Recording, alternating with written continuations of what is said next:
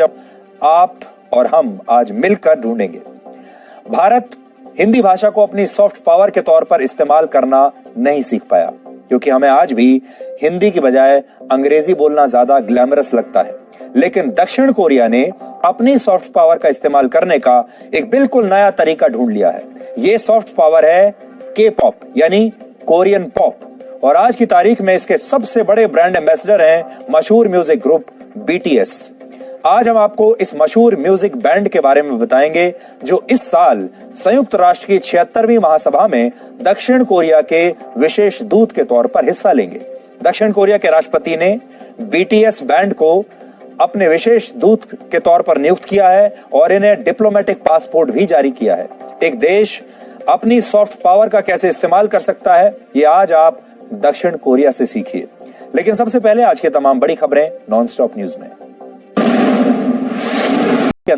ये एटीट्यूड होना चाहिए। हिंदी भारत की सॉफ्ट पावर है, लेकिन भारत की सरकारें और भारत के लोग इस ताकत को ठीक से कभी समझ नहीं पाए, इसका इस्तेमाल नहीं कर पाए। लेकिन भारत से 5000 किलोमीटर दूर दक्षिण कोरिया अपनी सॉफ्ट पावर का इस्तेमाल करना अच्छी तरह से जानता है।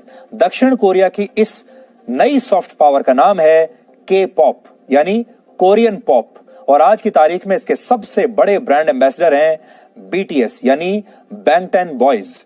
BTS एक के पॉप बैंड है जिसमें 7 मेंबर्स हैं और अब BTS के इन सभी 7 सदस्यों को दक्षिण कोरिया के राष्ट्रपति ने भविष्य की पीढ़ियों और संस्कृति के लिए दक्षिण कोरिया का विशेष दूत नियुक्त किया है और इन्हें डिप्लोमेटिक पासपोर्ट दिए गए हैं।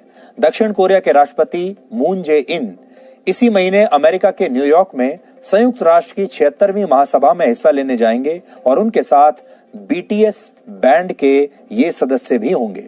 संयुक्त राष्ट्र में BTS के सदस्य भाषण भी देंगे और इस दौरान उनकी एक म्यूजिकल परफॉर्मेंस की वीडियो क्लिप भी चलाई जाएगी। यानी अब BTS दुनिया के सबसे बड़े राजनीति के मंच पर दक्षिण कोरिया की सॉफ्ट पावर को बढ़ाते हुए आपको नजर आएंगे।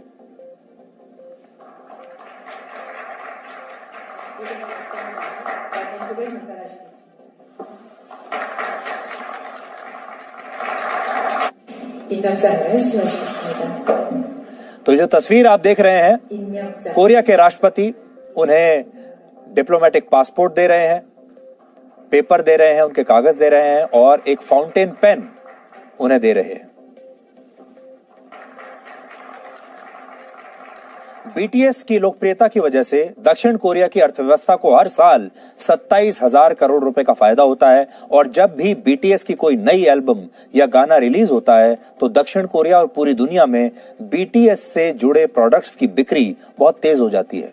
BTS से आकर्षित होकर हर साल 8 लाख लोग दक्षिण कोरिया घूमने के लिए जाते हैं, जो दक्षिण कोरिया में आने वाले पर्यटकों का 70% है। सोचिए एक म्यूजिकल बैंड दक्षिण कोरिया में आने वाले पर्यटकों को अपनी तरफ इस हद तक खींच रहा है कि उनका शेयर 70% हो गया। इतना ही नहीं, BTS के सदस्यों के लिए दक्षिण कोरिया की सरकार ने पिछले साल अपने देश के 63 साल पुराने कानून को भी बदल दिया था। इस कानून के मुताबिक दक्षिण कोरिया में 18 से 28 वर्ष की उम्र के युवाओं को अनिवार्य रूप से 20 महीनों के लिए वहां की सेना में अपनी सेवाएं देनी होती हैं।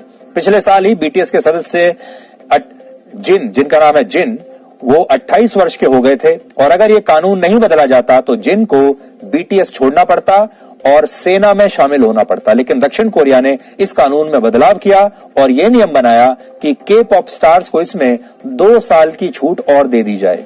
अब दक्षिण कोरिया के के पॉप स्टार्स 18 से 28 नहीं बल्कि 18 से 30 वर्ष की उम्र के बीच कभी भी सेना में अपनी सेवाएं दे सकते हैं। सीखने वाली बात यहां पर यह है कि दक्षिण कोरिया की सरकार ने इन्हें हमेशा के लिए उस जिम्मेदारी से मुक्त नहीं किया, सिर्फ उन्हें 2 साल की छूट दी है और वो BTS के चाहे कितने भी लोकप्रिय गायक या मेंबर्स हों, सेना में तो उन्हें तब भी जाना ही पड़ेगा। BTS के ज्यादातर गाने कोरियाई भाषा में होते हैं, लेकिन फिर भी पूरी दुनिया में इनके गाने और इनकी परफॉर्मेंस बहुत लोकप्रिय है। एक सर्वे के मुताबिक अमेरिका में 30 लाख युवा इसलिए कोरियन भाषा सीख रहे हैं ताकि वो के पॉप को और बेहतर तरीके से समझ पाएं। ये दक्षिण कोरिया की वो सॉफ्ट पावर है जिससे आज पूरी दुनिया को और खास तौर पर भारत जैसे लोगों को सीख लेनी चाहिए। वैसे तो कोरियाई जो भाषा है, कोरियन भाषा, वो भारत में हमारे युवाओं को या दुनिया के भी बहुत बड़ी संख्या में युवाओं को समझ में नहीं आती। लेकिन जो भाषा समझ में नहीं आती, लेकिन उसके बावजूद हमारे अपने देश में भी ऐसे लाखों करोड़ों बीटीएस के फैंस हैं जो भाषा को बिना समझे भी उनके गानों को सुनते हैं और उन्हें पसंद करते हैं। हम ये चाहेंगे कि भारत जैसे देश को भी इसी तरह हमारी जो संस्कृति से जुड़ी चीजें हैं, चाहे वो संगीत हो, चाहे वो कला हो, चाहे वो खेल हो, कुछ भी हो, चाहे वो हमारी फिल्म इंडस्ट्री ही क्यों ना हो, उसे हमें अपनी सॉफ्ट पावर के तौर पर इस्तेमाल करना भी हो, चाहे वो हमारी फिल्म इंडस्ट्री ही क्यों ना हो, उसे हमें अपनी सॉफ्ट पावर के तौर पर इस्तेमाल करना चाहिए। आप याद कीजिए कि अमेरिका जैसे देश ने कैसे हॉलीवुड की फिल्मों को अपनी छवि को सुधारने के लिए, अपने आप को सुपर पावर के तौर पर प्रोजेक्ट करने के लिए कैसे उन्होंने हॉलीवुड की फिल्मों का प्रयोग किया है, और वो हॉलीवुड की सुपर हीरोज की फिल्मों को देख देख कर आज पूरी दुनिया ये मानने लगी कि अमेरिका वाकई एक सुपर पावर है। अब यही काम दक्षिण कोरिया कर रहा है।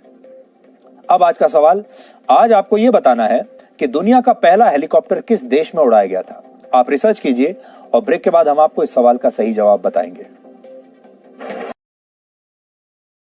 구독과 좋아요는 사랑입니다.